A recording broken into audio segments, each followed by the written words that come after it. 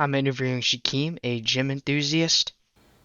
I can bench press around, not the strongest, but around a little bit before 225. I can deadlift up to 440 and I can squat 405. I have a couple ways and almost like a method before I start. One of the ways is I do something called getting in the zone, which what I do is that I take deep breaths and make sure I'm only focused on what I'm doing. The second thing I like to do is make sure I have good positive music and making sure my day is cleared. Another one I do is make sure I have comfortable clothing and also make sure it's freshly washed and it doesn't smell. One of the things I like is that I feel motivated. I also feel very refreshed when I'm there.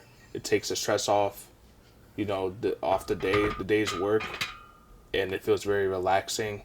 It just always motivating knowing what I could look like in the mirror or when I take my shirt off at a beach or a pool party. My response to people that have gym anxiety is that remembering that people are never focusing that hard on you. People honestly don't care what you're doing. And if they are, they're insecure in themselves. And just remember that some people are just as new as you and they also feel the same way. So just because they're staring at you, it doesn't necessarily mean they're trying to make you uncomfortable. Maybe they're trying to come up and ask you for advice and they could probably be just as lost as you. We would never know. My response to people who don't want to is think about how you'll feel in 10 years.